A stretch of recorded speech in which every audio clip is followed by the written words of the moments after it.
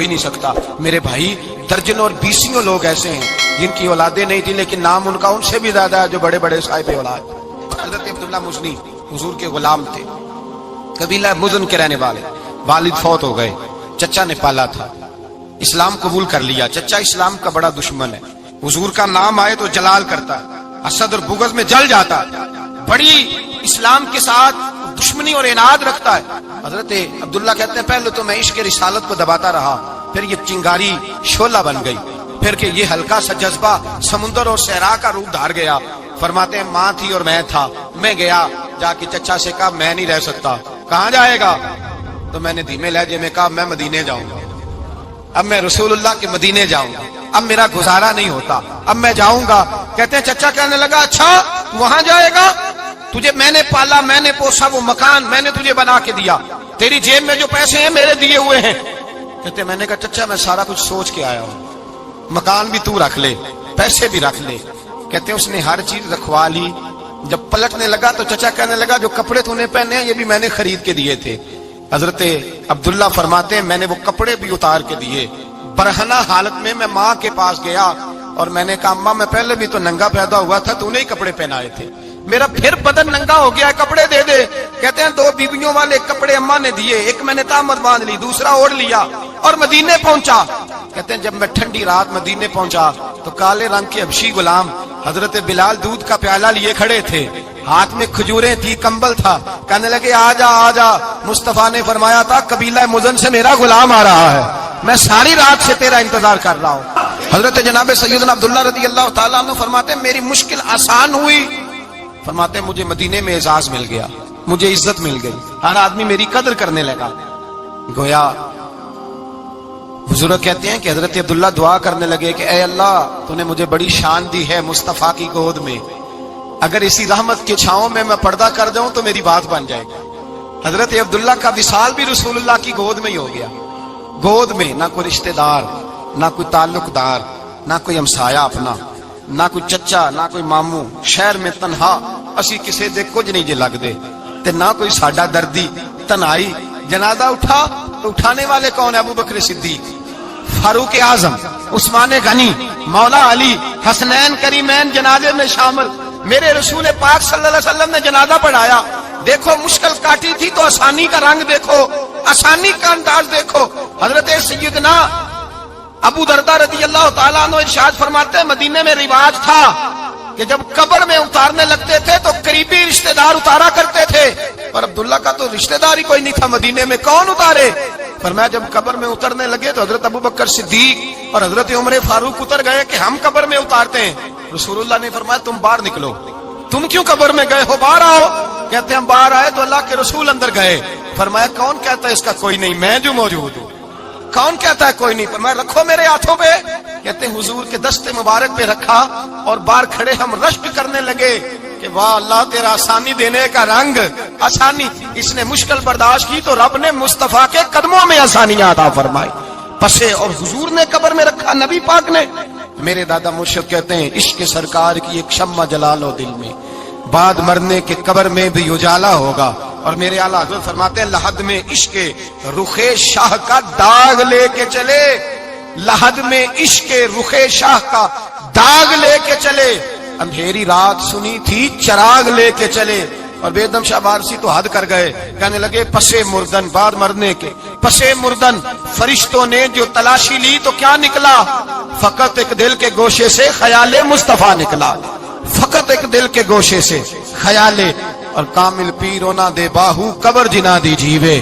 मेरे भाई नबी पाक सल्लल्लाहु अलैहि वसल्लम के साथ वफा की तंगी देखकर दीदार किया, बड़ी मोहब्बत की मौला अली की वालदा ने, हर दुख हर तकलीफ काटी, लेकिन रसूल कायनात सल्लल्लाहु अलैहि वसल्लम का साथ ना छोड़ा। और यहाँ तक रिवायात में मिलता है कि जनाब फातिमा ज़हरा जब ब्याह के उनके घर गई तो बाहर से सौदा ला के देती, हजरत फातिमा से बड़ा प्यार करती, बड़ी मोहब्बत, मुश्किलात में साथ दिया।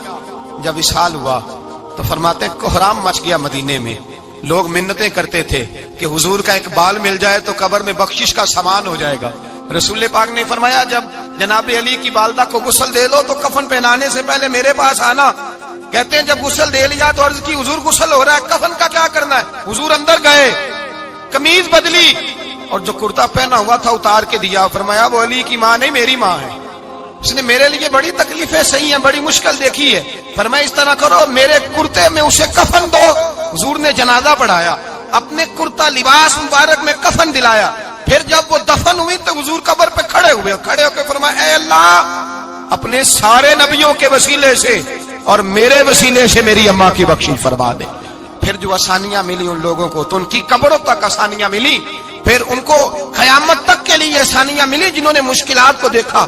اور بھائی جو سوئے رہے, جو آرام کرتے رہے, جنہوں نے مناسب ہی نہ سمجھا کوئی کٹھن مرحلہ طے کرنا, جنہوں نے کہا نا نا نا نا ہم تو سکھ کے ساتھی ہیں, ہم تو سکون کے ساتھی ہیں, بھائی ہم تو سلوٹ کے ساتھی ہیں, جب موجیں لگے گی تو دوڑ کے پہنچیں گے, کہیں گے ہمارا بھی تعلق بنتا ہے, ہماری بھی رشتہ داری ہوتی ہے, ہمارے بھی رابطے ہوتے ہیں, پھر دوڑ کر کے پہنچیں گے. اصل ساتھی وہ ہوتا ہے جو دکھ کا ساتھی ہوتا ہے, آزمائش کا ساتھی, مشکلات تجھے اونچا اڑاتی. حضرت سلمان فارسی کہتے ہیں میں نبی پاک کی تلاش میں نکلا تھا, حضور کی تلاش میں نکلا, اور میں نے کئی سال حضور کو ڈھونڈا, کبھی ایک دروازے, کبھی ایک دروازے, کبھی دوسرے دروازے, کبھی تیسرے دروازے. فرماتے میں شہزادہ تھا پر بکتا بکاتا مدینے آیا, میں نے نبی پاک کی تلاش میں یہودیوں کی غلامی بھی کی, تیری تلاش میں پھرا میں جنگل پہاڑ اور دشت میں. فرماتے ہیں بڑی تکلیف کاٹی, بڑی آزمائش دیکھی, لیکن اس دن مجھے سارے دکھ بھول گئے, اس دن میری ساری تکلیفیں آسانیوں میں بدل گئی جس دن میرے نبی نے میرا بازو تھام کے کہا سلمان منا اہل البیت. فرمایا سلمان کو تو میں نے اپنی اہل بیت میں شامل کر لیا ہے. فرماتے اتنی بڑی فضیلت کہ میں رسول اللہ کے خاندان میں جا شامل ہوا. تو بھائی یاد رکھیں, جب آپ کو مشکل آتی ہے تو آپ کو آسانی دینے کے لیے آتی ہے, جب آپ کی طرف کوئی آزمائش آتی ہے تو آسانی دینے. یہ بات صحیح ہے کہ بیٹیاں پیدا ہونے پہ مشکل ہوتی ہے, ان کے نصیبوں سے ڈر آتا ہے, پر جتنی آسانی اللہ بیٹیوں کے باپ کو عطا کرتا ہے اور جتنی رحمت رب بیٹیوں کے باپ پہ فرماتا ہے اتنی بھی کسی اور کے حصے میں نہیں آتی. اس میں شک کوئی نہیں کہ بوڑھے ماں باپ کو جب سنبھالنا پڑے تو مشکل ہوتی ہے. بوڑھوں کی طبیعت بچوں جیسی ہو جاتی ہے, دقت ہوتی ہے, آزمائش ہوتی ہے, ان کی بات سننا بعض اوقات کڑوا لگتا ہے, ان کی فرمائشیں بعض اوقات بچوں کی طرح ایسی ہوتی ہیں جو حل نہ ہو سکے. لیکن یہ وہی ماں باپ ہیں جن کی نوکری کے بارے میں میرے مصطفیٰ نے فرمایا اگر تو ایک رات انہیں خوش کرنے میں کامیاب ہوا تو اللہ 2 حج اور 2 عمرے کا ثواب عطا فرمائے گا. اس میں شک نہیں کہ بہت سارے کام مشکل ہوتے ہیں, کٹھن ہوتے ہیں, آزمائش والے ہوتے ہیں, اس میں کوئی شک نہیں کہ اس دور میں دین کا کام بڑا مشکل ہے, دعوت و تبلیغ کا سلسلہ بڑا کٹھن ہے, اس دور کے اندر حق بات بیان کرنا بڑا ہی مسئلہ ہے, اس دور کے اندر لوگوں کو کھری بات پہنچانا اور بتانا یہ اپنے ہاتھ میں آگ کا انگارہ پکڑنے کے مترادف ہے. لیکن میرے مصطفیٰ نے فرمایا تھا اس دور میں جب فتنہ ہو من تمسک بسنتی عند فساد امہ فلہ اجر 100 شہید. فرمایا اس دور میں جب آزمائشیں آ جائیں, تکلیفیں آ جائیں, اس دور میں جو میری سنت پر عمل کرے گا, رسول پاک کا وعدہ ہے اللہ ایک سنت پر عمل کرنے والے کو 100 شہیدوں کا ثواب عطا فرمائے, اللہ 100 شہیدوں کا درجہ دے گا اسے. تو بھائی جس قدر مشکل زیادہ اس قدر آسانی بھی, اس قدر اجر بھی زیادہ. مشکلات سے گھبرایا نہ کریں, ذہن بنا لیں کہ جس رب نے دی ہے وہی اللہ نجات بھی عطا فرمائے. انسان آسان ہو جاتا ہے. ہم لوگوں نے نا دوڑ صرف سکھ کٹھے کرنے کے لیے لگا لی ہے, سکھ کٹھے کرنے کے لیے. وہ لوگ دکھوں میں راضی رہتے تھے, آزمائشوں میں. ہمارا دعویٰ ہے رب رسول سے پیار کا, اور میرے حدیث بخاری میں ہے فرمایا جو مجھ سے جتنا زیادہ پیار کرے گا اتنا اس کی طرف مشکل زیادہ آئے گی. حضرت ابو بکر شبلی رحمت اللہ علیہ سے کچھ لوگ ملنے آئے, کہنے لگے صاحب ہمیں آپ بڑے اچھے لگتے ہیں, بڑے پیارے لگتے ہیں, آپ کی زیارت کرنے آئے, دل کرتا ہے 2 گھڑیاں پیر دبا دیں, دست مبارک چوم جائیں, دست بوسی ہو جائے, دل کرتا ہے. آپ نے فرمایا واقعی مجھ سے پیار ہے؟ کہا حضور بڑا پیار ہے. فرمایا سوچ لو کا سا بڑا پیار, پھر سوچ لو کا بڑا پیار ہے. حضرت ابو بکر شبلی دیوانے سے آدمی تھے, پتھر اٹھائے روڑے اور زور سے ان لوگوں کو مارنے شروع کر دیے. دوڑ گئے, کہنے لگے بابا تو پاگل ہو گیا ہے. جب دوڑے تو حضرت ابو بکر شبلی فرمانے لگے بس تم تو کہتے رہے ہمیں پیار بڑا ہے. کہا حضور کیا مطلب؟ آپ فرمانے لگے اگر تمہیں مجھ سے پیار ہوتا تو میرے روڑے کھا کے میرے دروازے پہ مر جاتے, کبھی میرا ساتھ چھوڑ کے نہ جاتے.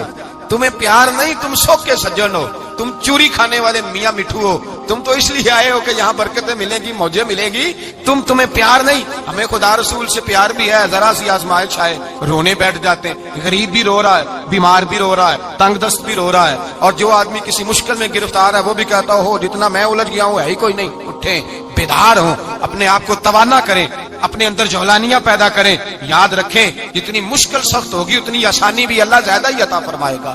اللہ تعالیٰ زیادہ اور وعدہ کیا اللہ پاک نے فَإِنَّ مَعَ الْعُسْرِ يُسْرًا إِنَّ مَعَ الْعُسْرِ يُسْرًا.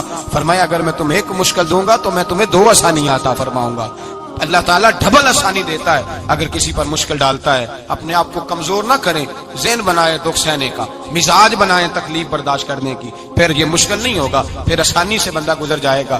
اللہ کریم نے فرمایا بندہ مومن جان لے اگر میں تجھے ایک مشکل دوں گا تو میں تجھے کتنی آسانیاں، چلے سارے بول دیں کتنی جی، کتنی اللہ تعالیٰ آسانیاں دے گا؟ 2 آسانیاں. ہم لوگ اچھا جب ہمارا ذہن بن جاتا ہے نا کمزوری کا، ہمارا جب مزاج بن جاتا ہے مایوسی کا، پھر معاملہ ذرا ہمارے لیے گمبھیر ہو جاتا ہے. اگر ہم یہ ذہن بنائے نا کہ مشکل میرے اللہ کی طرف سے آئی ہے تو وہ مجھے آسانی بھی ضرور عطا کرے گا، تو پھر اللہ ضرور ہی آسانیاں عطا فرماتا ہے.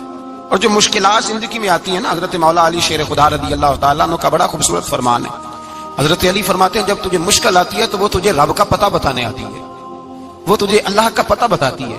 اس لیے کہ جب تو سارے اسباب کر لیتا ہے، جو ضرورت ہوتی ہے پوری کرتا ہے، تندرست ہو کے وہ کام کرتا ہے، پھر بھی کام نہیں ہوتا، تو اس کا مطلب ہے کرنے والا تو نہیں، کرنے والا کوئی اور ہے جو کام کرنے والا کوئی اور ہے. تو عزیز بھائی یاد رکھیں ہر مشکل کے ساتھ اللہ نے آسانی رکھی ہوتی ہے. اگر اللہ تبارک و تعالیٰ بیماری عطا کرے تو اس کے ساتھ اللہ پھر جو تندرستی دیتا ہے وہ بھی بڑی اعلیٰ عطا فرماتا ہے. اگر اللہ کبھی غربت دے تو پھر اس کے بعد جو اللہ تعالیٰ آسانی دیتا ہے وہ بھی بڑی اعلیٰ عطا فرماتا ہے. اگر کہیں سے آپ کو دکھ ملتے ہیں تو پھر جب سکھوں کا وقت آتا ہے تو پھر گنے نہیں جاتے. یاد رکھیں مشکلات کے پہلو میں آسانیاں ہوتی ہیں، اور جس آدمی کو مشکل آتی نہیں، میرے نبی کریم سید عالم صلی اللہ علیہ وسلم نے فرمایا مومن کو جو مشکل بھی آتی ہے اللہ اس کی برکت سے اس کے گناہوں کو معاف فرما دیتا ہے. اللہ اس کی برکت سے اس کے گناہوں کو معاف کرتا ہے. یہاں تک کہ حضور نے فرمایا میرے مومن کو کانٹا بھی چبھے تو اللہ تعالیٰ اس کی مشکل کو آسان فرما دیتا ہے. 2 بزرگ بیٹھے تھے، ایک حضرت احمد رحمت اللہ علیہ اور ایک حضرت شرف الدین منیری رحمت اللہ علیہ. تو حضرت شرف الدین منیری کہنے لگے کہ دوست اصل میں وہ ہوتا ہے جو دوست کی طرف سے آنے والی تکلیف پر صبر کرے. جو اللہ کی طرف سے آنے والی تکلیف پہ صبر کرے وہ اللہ کا محبوب ہوتا ہے. تو حضرت احمد فرمانے لگے نہیں مجھے تیری بات کی سمجھ کوئی نہیں آئی. صبر کرے وہ اللہ کا دوست ہے، مصیبت پہ صبر کرے. تو کہا جناب پھر اگر نہیں سمجھ آئی تو آپ بتا دیں اللہ کا دوست کون ہے. تو آپ فرمانے لگے جو محبوب کی طرف سے آنے والی مصیبت کو اس کا تحفہ سمجھ کے قبول کرے وہ اصل دوست ہوتا ہے. اس کا تحفہ سمجھ کے قبول کرے، اپنے رب کا تحفہ سمجھے، مالک کا تحفہ سمجھے کہ اس نے مجھے تحفہ دیا ہے، مجھے کسی مشکل میں ڈالا ہے. تو رب کریم بلا مثال و بلا تشبیہ سمجھانے کے لیے اللہ جب کسی کو مشکل میں ڈالتا ہے، کافروں کو تو اس نے موجیں کرائی ہوئی ہیں، بڑی بڑی سہولتیں دی ہوئی ہیں، مشکل میں ڈب بھی ڈالتا ہے، اپنے نیک بندوں کو ڈالتا ہے. نمرود اور فرعون کے پیروں میں کانٹا بھی نہیں چبھتا، ان کو تکلیف نہیں آتی. تکلیف کسے آتی تھی؟ اللہ کے نیک بندوں کو تکلیف آتی تھی. حضرت رابعہ بصریہ جب تک زندہ رہی تب تک بیمار رہی.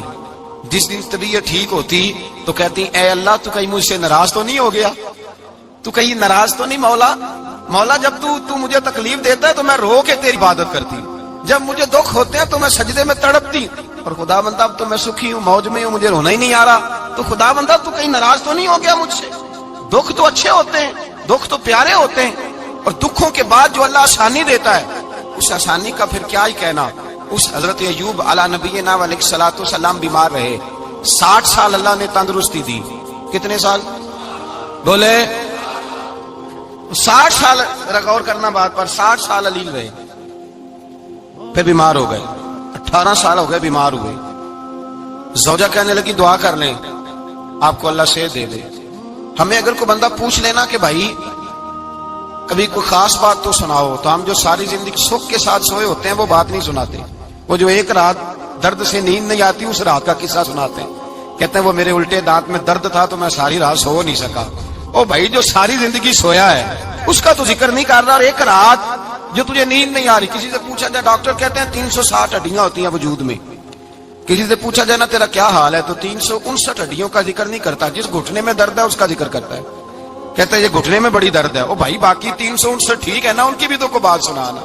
حضرت رابعہ بصریہ رحمت اللہ علیہ کے پڑوس میں ایک نوجوان رہتا تھا، آپ کے پڑوس میں. تو وہ جب جو محلے میں بچے رہتے ہیں نا گاؤں میں، ان کا پتہ ہوتا ہے. پڑوسی تھا تو 34-35 سال نوجوان کی عمر ہو گئی، کبھی بیمار نہیں ہوا. ایک دن اس کی طبیعت علیل ہوئی، سر میں درد ہوا تو اس نے پٹی باندھ لی سرخ رنگ کی، باہر نکل کے آیا، حضرت رابعہ بصری علیہ رحمہ نے دیکھا تو فرمانے لگے بیٹے خیر ہے؟ لگا جی اماں جی سر میں بڑی درد ہے۔ آپ فرمانے لگے کتنی عمر ہو گئی؟ کہنے لگا 34-35 سال۔ فرمانے لگے پہلے تو کبھی درد نہیں نہ ہوئی؟ کہنی اماں جی آج ہی ہوئی ہے۔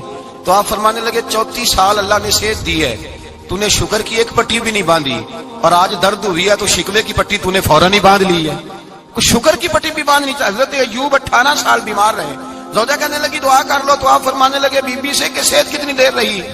اس نے کہا 60 سال۔ تو آپ فرمانے لگے ذرا بیماری کو بھی 60 سال گزر لینے دو، پھر دعا بھی کر لیں۔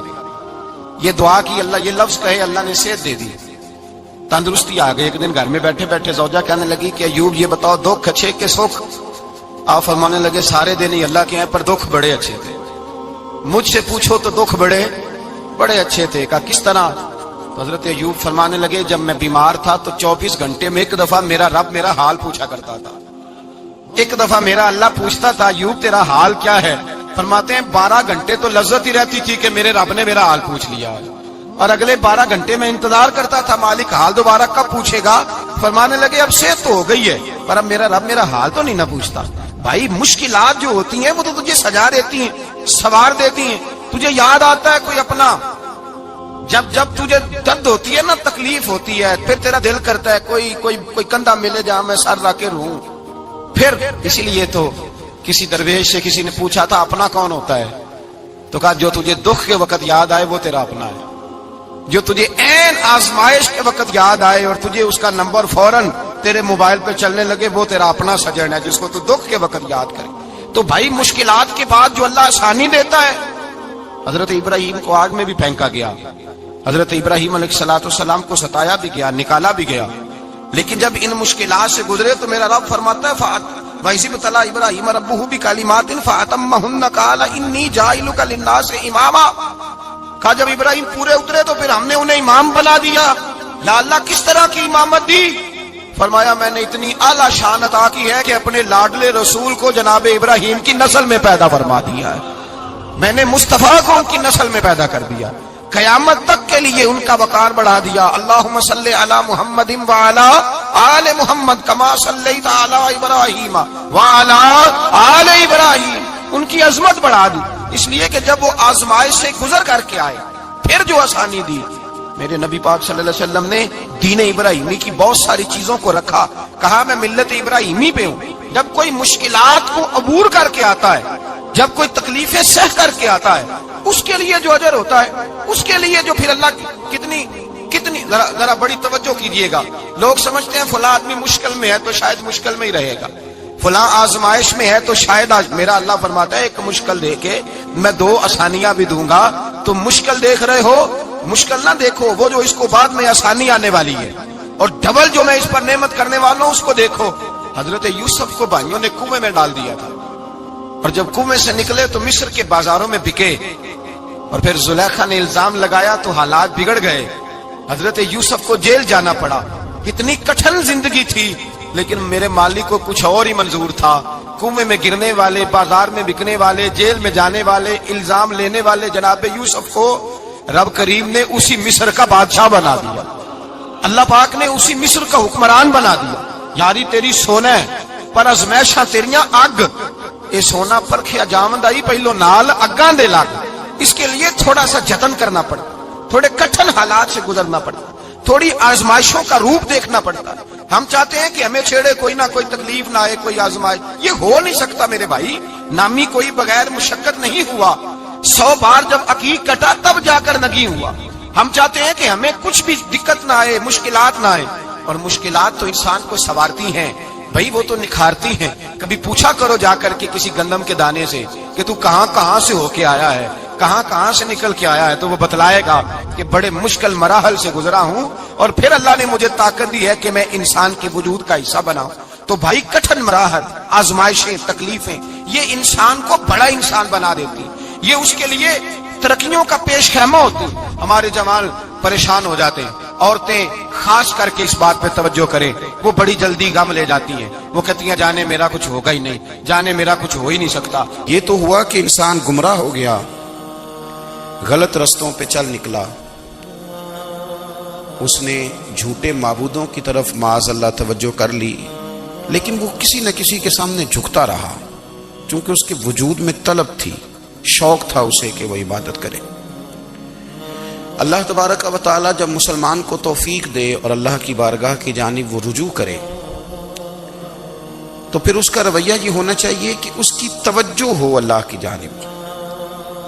ہمارے ہاں تسبیحات پڑھ لی جاتی ہیں اگر کبھی موقع ملے، لیکن وہ خاص انہماک، وہ خاص شوق، وہ خاص ذوق اللہ تبارک و تعالیٰ کی عبادت کا، ایک ہوتا ہے نماز پڑھنا، ایک ہوتا ہے اہتمام کے ساتھ نماز پڑھنا، یعنی ذرا وقت پہ اٹھنا، ذرا صحیح کر کے وضو کرنا، ذرا شوق سے مصلی بچھانا۔ ایک ہوتا ہے تسبیح پڑھ لینا، اور ایک ہوتا ہے ذرا تھوڑا سا نا شوق کے ساتھ اللہ کو یاد کرنا۔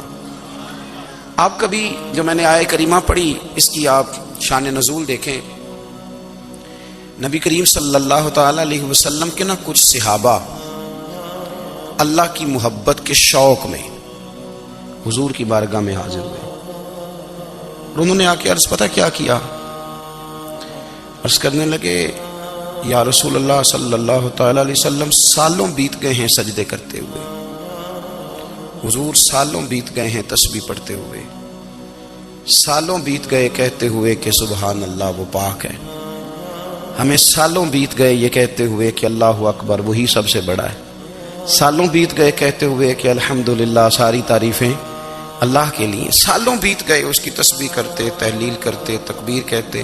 حضور اب نہ ہمارا اپنے رب سے ملنے کو جی چاہتا ہے، کبھی اے حقیقت منتظر نظر آ نہ لباس مجاز میں، لاکھوں سجدے تڑپ رہے ہیں میری جبین نیاز میں۔ اور اقبال کہنے لگے کہ تیرے عشق کی انتہا چاہتا ہوں، تو میری سادگی دیکھ کیا چاہتا ہوں، میرا ذرا سا تو دل ہے مگر شوق اتنا، میں وہی لن ترانی سنا چاہتا ہوں۔ میرا بھی دل کرتا ہے کہ اللہ میں تجھے کہوں میں تجھے دیکھنا چاہتا ہوں، جس طرح حضرت موسیٰ کلیم علیہ السلام نے کہا تھا، اور تو مجھے کہے کہ لن ترانی تو نہیں دیکھ سکتا، ذرا سا تو دل ہے مگر شوق اتنا، میں بھی وہی لن ترانی سنا چاہتا ہوں۔ پھر کہنے لگے بھری بزم میں راز کی بات کہہ دی، بڑا بے ادب ہوں سزا چاہتا ہوں۔ دیکھو سب لوگوں کے بیچ ہی میں نے یہ کہہ دیا۔ میرے عزیز صحابہ نہ شوق میں، کتنے سارے لوگ ہیں آپ، کتنی ماشاءاللہ بڑی تعداد میں آپ آئے، ہم بھی کبھی اس شوق میں گئے ہیں کہ ہمارے رب کو دیکھنے کو دل چاہتا ہے، ہمارا جی چاہے وہ کبھی ہمیں ملے، ہم کبھی اس کی زیارت کریں، اس کی بارگاہ کرم میں ہم حاضر ہوں۔ صحابہ نے عرض کیا یا رسول اللہ صلی اللہ تعالی وسلم ہمارا رب کہاں ہے، ہمارا نا اپنے رب کو دیکھنے کو جی چاہتا ہے۔ جب صحابہ نے یہ عرض کیا تو اللہ نے قرآن مجید نازل کیا، فرمایا وَإِذَا سَأَلَكَ عِبَادِي أَنِّي فَإِنِّي قَرِيبٌ، محبوب جب میرے بندے آپ کی بارگاہ میں آ کے میرے بارے میں پوچھے نا تو ان سے کہہ دینا میں ان کے قریب ہی ہوں، قریب ہی ہوں۔ دلیل کیا ہے؟ بھائی اذا دان، یہ جب بھی مجھ سے دعا مانگیں گے میں ان کی دعاؤں کو قبول فرماؤں گا، میں ان کے قریب ہوں، میں ان کے قریب ہوں، یہ جب بھی دعا مانگیں گے نا میں قبول کروں گا، میں ان کے قریب ہوں۔ اللہ تبارک و تعالیٰ کے بندے اللہ سے محبت کرتے، رب کی بارگاہ میں جھکتے، اس کو اپنے دکھ سناتے، اس کے پیارے محبوب صلی اللہ تعالی علیہ وسلم کا وسیلہ لے کے اس کے حضور حاضر ہو جاتے، پیشانیاں سجدوں سے روشن ہوتی۔ ہم نہ ہر چیز کے لیے وقت نکالتے ہیں، ہر چیز کے لیے، لیکن عبادت کے لیے وقت نہیں نکالتے۔ ہر شے آباد ہے، ہر شے، ہماری فیس بک بھی آباد ہے، واٹس ایپ بھی آباد ہے، ہمارے ٹویٹر بھی آباد ہیں، ہماری ہر چیز آباد ہے، سب سے کم آباد ہمارا مصلی رہ گیا ہے، سب سے کم۔ وہ لوگ اب ڈھونڈنے سے ملتے ہیں جن کی بغل میں مصلی ہوتا تھا۔ میرے بھائی آپ کتنا کو دنیا کے پیچھے بھاگو گے تھکا دے گی، کتنا دولت کے پیچھے بھاگو گے تھکا دے گی۔ آپ جب اپنی زندگی میں جمع تفریق کرو گے نا تو مرتے وقت احساس ہوگا کہ سارا کچھ تو لوگوں کے لیے کیا، اپنے لیے تو کر ہی کچھ نہیں سکے۔ اور ہم عبادت کے معاملے میں بہانے بازی بھی کرتے ہیں، ہم کہتے ہیں اوہو رزق کمانا بھی تو عبادت ہی ہے نا، تو میں حلال روزی کے لیے جا رہا ہوں، یہ بھی تو عبادت ہے نا۔ میری طرح کے لوگ کہہ دیتے ہیں کہ میں سویرے اٹھ کے مدرسے میں کچھ اسباق دیکھتا ہوں تو یہ بھی تو عبادت ہے، میں بیان کرنے کے لیے مطالعہ کرتا ہوں تو یہ بھی تو عبادت ہے نا، اتنے لمبے سفر کر کے ملک میں دنیا میں گھومتا ہوں تو یہ بھی تو میں عبادت ہی کر رہا ہوں۔ اب اسپیشل نفلوں کے لیے وقت کس طرح نکلے، اسپیشل کر کے تسبیح میں کیسے چلاؤں، میں سارا کچھ ہم بہانے بنا لیتے ہیں نا۔ میرا سوال یہ ہے کہ یہ ساری باتیں صحابہ کو، نبی کریم کو، دیگر لوگوں کو بھی تو پتہ تھی نا، لیکن آپ غور تو کریں، 23 سال حضور کو وقت ملا، مختصر وقت ظاہراً تبلیغ کرنے کے لیے، پوری دنیا میں دین بھی پھیلانا ہے، گھر میں 11 ازواج ہیں، 4 بیٹیاں ہیں، ان کی اولادیں، سارے کام کاج بھی دیکھنے ہیں، لیکن سیدہ طیبہ طاہرہ حضرت عائشہ صدیقہ رضی اللہ تعالیٰ عنہ فرماتی ہیں سارا دن تبلیغ کرتے، ہر غلام کے دکھ سنتے، گھر میں آتے تو اپنے گھر والوں کا خیال کرتے، کام میں ہمارا ہاتھ بٹاتے۔ قربان جاؤں، کہتی ہیں زمانہ سارا سو جاتا لیکن آمنہ کے لال مصلی بچھا لیتے، دنیا سو گئی، ساری سب سو گئے، جو خدام تھے، وہ جو غلام تھے وہ سو گئے۔ صحیح مسلم میں لفظ ملیں گے، سیدہ پاک فرماتی ہیں او میرے نبی کے غلاموں، میں نے یہ رنگ بھی دیکھا ہے کہ حضور نے اتنا کھڑے رہے، اتنا قیام کیا، اتنا قیام کیا کہ مقدس پیروں میں ورم آ گئے، سوج گئے پیر، اتنے بڑے۔ دل پہ ہاتھ رکھ کے نہیں بتا سکتا کہ میرے کبھی نماز میں پیر سوج گئے، کوئی نہیں بتا سکتا۔ بچوں کی روٹی کماتے تھک گئے، بات الگ ہے، ہم سیر کرنے گئے تو تھک گئے، بات الگ ہے، لیکن عبادت میں یہ بھی تو مسلم شریف ہے نا، یہ بھی تو دین ہے نا، یہ بھی تو حضور کی سنت ہے، یہ بھی تو وہ چیز ہے جو کریم کی آنکھوں کی ٹھنڈک ہے۔ سیدہ فرماتی ہیں پیروں میں ورم آ گئے، اور ساری رات ہی حضور نے نماز پڑھی اور ایک ہی آیت بار بار دہرائی۔ مسجد نبی میں بلال حبشی نے فجر کی اذان دے دی اور حضور ابھی مصلی پہ تھے، کریم فارغ ہوئے، میں نے عرض کی یا رسول اللہ صلی اللہ علیہ وسلم، آپ کے تو صدقے اللہ اگلے پچھلوں کے گناہ معاف کرے گا، تو آپ اتنی آہوزاری کیوں فرماتے ہیں؟ آپ تو شفیع ہیں، آپ تو انبیاء کے امام ہیں۔ تو حضور نے فرمایا عائشہ تم نے گنوایا ہے نا میرے اللہ کی مجھ پر کتنی رحمت ہے، افلا اکون عبدا شکورا، فرمایا اگر اس نے اتنی نعمتیں دی ہیں تو کیا میں اس کا شکر گزار بندہ نہ بنوں، میں شکر گزار بندہ نہ بنوں اس کا؟ پھر اگر اتنی نعمتیں اس نے دی ہیں، مجھے اتنا نوازا ہے، تو پھر میں اس کے سامنے سجدے نہ کروں؟ او میرے بھائی، بڑے قابل فخر لوگ ہیں ہم کہ ہم نبی پاک کے غلام ہیں، ہم قابل فخر ہیں کہ نبی کریم کے غلام ہیں۔ کیا کبھی اس غلامی کے شکرانے میں بھی 2 نفل پڑھے کہ یا اللہ تیرا شکر ہے تو نے ہمیں حضور کا غلام بنایا ہے؟ یاد رکھیں کہ اپنی روحانی زندگی کو آباد کریں، استغفار پڑھیں، تسبیحات